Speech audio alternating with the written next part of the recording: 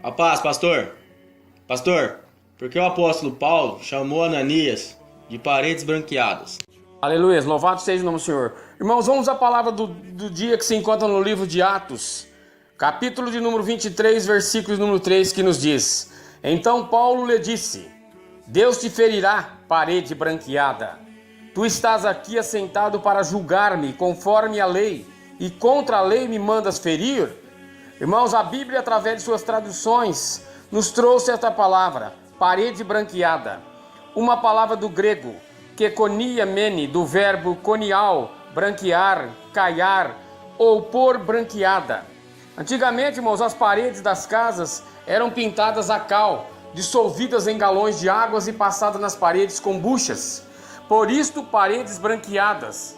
Mas neste versículo, irmãos, provavelmente o autor o ilustrou como um sentido metafórico de hipócrita, se referindo a uma parede fraca, que já estava em ruínas, paredes velhas, com a expressão de uma parede externa, pronta a diluir. Irmãos, parede branqueada por fora, com o exterior bonito, branco, puro, mas com seu conteúdo interior impuro, escondido totalmente em ruínas, se desmanchando.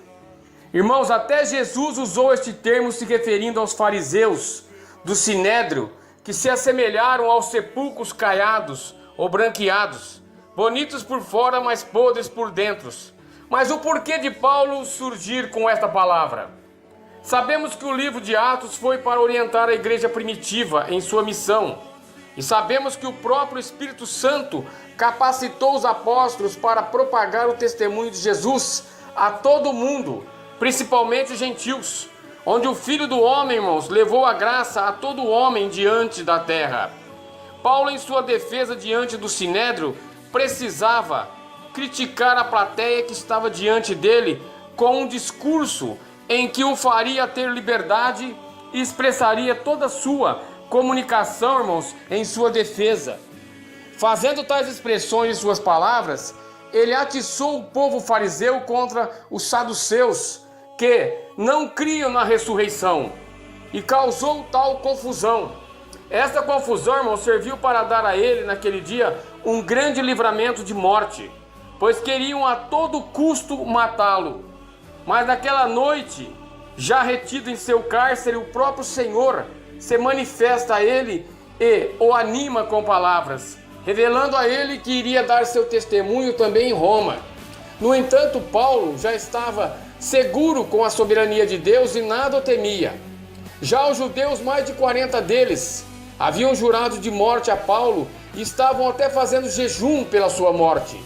Mas o socorro de Paulo, irmãos, logo chega e é enviado ao governador Félix. Parede branqueada. Palavra que Paulo, irmãos, se protagonizou a dizer sobre Ananias, filho de Zebedeu, homem cruel e violento.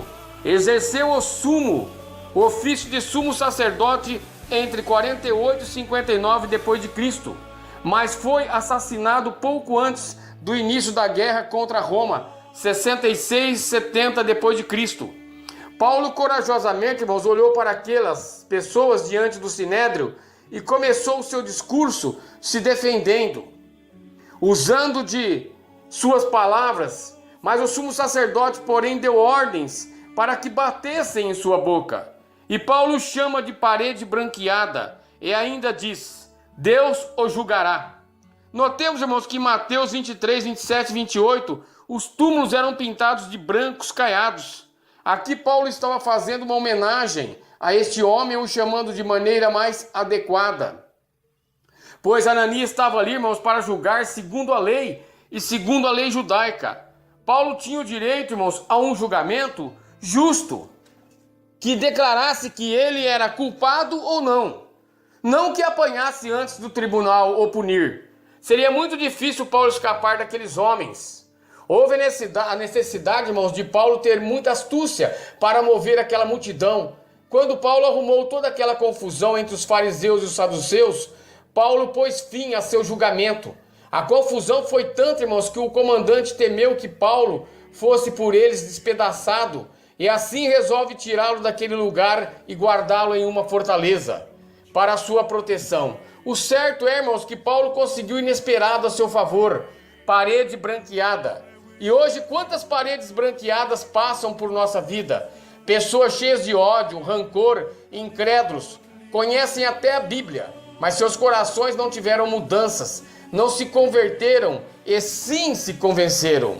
Por fora, paredes lisas e brancas, mas por dentro, irmãos, blocos de cerâmica velhas, apodrecidas com o tempo, ao ponto de se desmanchar, paredes branqueadas, túmulos caiados. Se voltem para Deus enquanto ainda dá tempo. Aleluias!